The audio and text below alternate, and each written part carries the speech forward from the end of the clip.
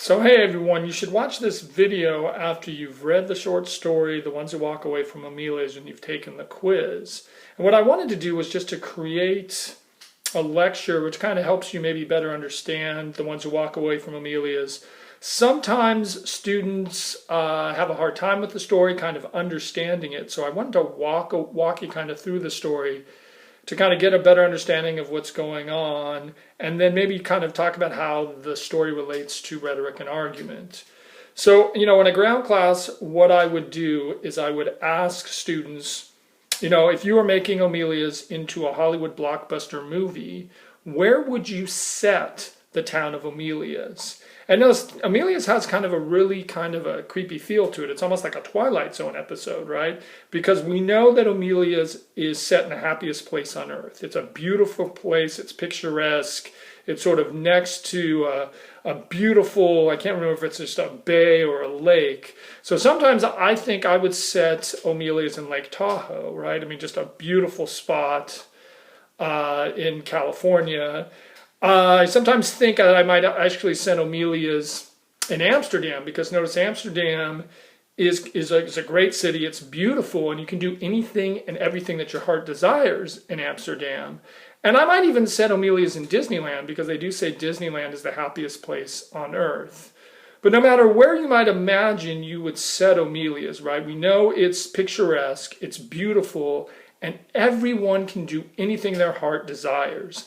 Right? Everyone is happy. So some people are singing and making music. Some people are walking around naked. So maybe we could set Omelas in Berkeley. And some people just do drugs. And there's no judgment on there. Some people have orgies. There's just this place where you can do everything and anything your heart desires. But what we learn is that there's a price to that happiness. And you'll notice, right, that the price of that happiness is, in fact, the suffering child.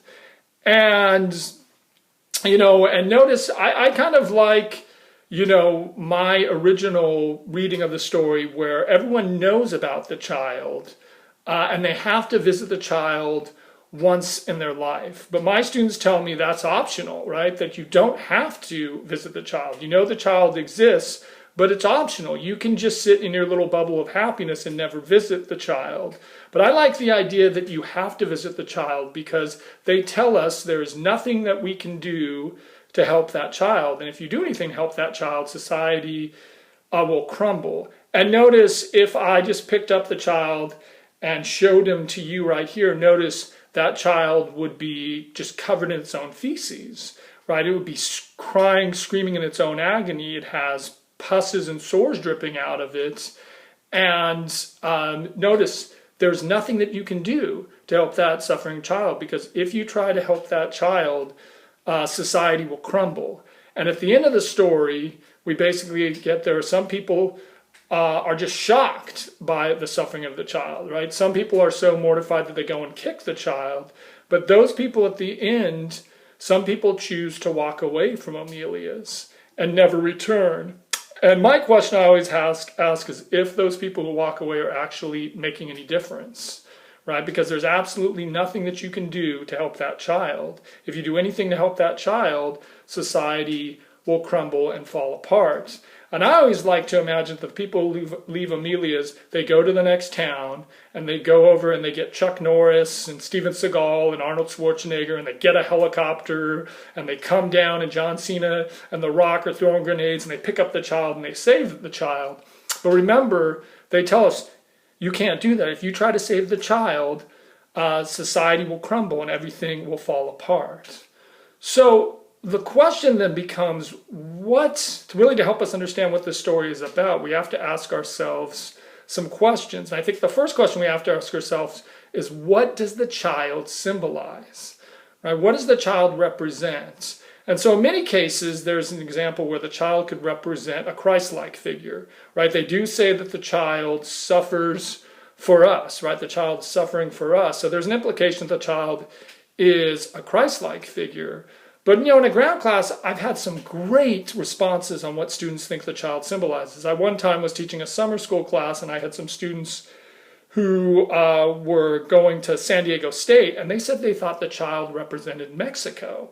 I said, well, why do you think the child represents Mexico? And they said, well, think about this. Here is San Diego, one of the most prosperous and wealthy countries, if not in California, all of the United States.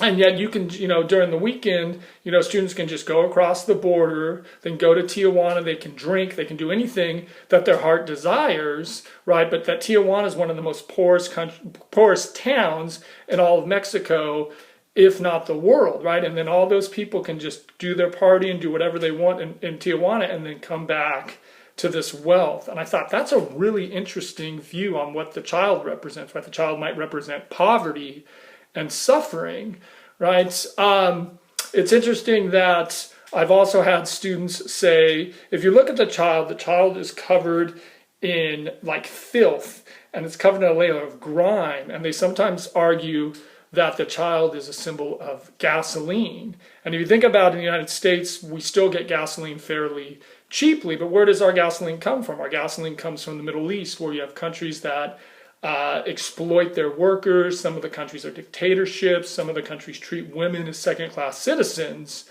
And so that's a great idea, right? The child symbolizes gasoline. And think about it, if you found out that the world was going to run out of a supply of gasoline, think how quickly society would crumble or fall apart. The last best example, I think, is a student said that they thought that the child symbolized Nike, the shoe company. I thought, Nike, how did you come up with that idea? Well, if you think about it, Nike makes a good product. We all know Nike. And if you take something like the LeBron James shoes, maybe they cost $200, and there's people out there that would spend $200 on a Nike LeBron James shoes. But where does Nike make its product? Nike's been accused of exploiting child labor and using sweatshop workers to make their shoes. So I think, again, that's a great example of what the child could symbolize. Now, in the end, the child could also symbolize rhetoric, because if you think about it, in the story, they tell us there's nothing we can do to help the child. If we do anything to help the child, society will crumble. And if we think about this, if we think about how old the child might be, at best that child is going to be anywhere between 5 and 10 years old. And given the suffering condition of the child, right, we know that that child doesn't have long to live, right? That child might live for 5 or 10 more years. Well, if that child is going to die eventually, and everything about society revolves around that child, well, once that child dies, then society is going to crumble.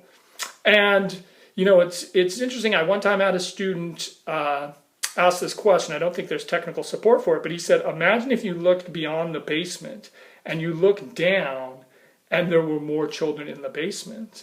Well, that means then that they're just replacing the child with another child, so it's complete rhetoric to tell society, hey, there's nothing we can do to help this poor, suffering child. So I think the key really to understanding Omelas is to ask ourselves, what does the child represent and symbolize?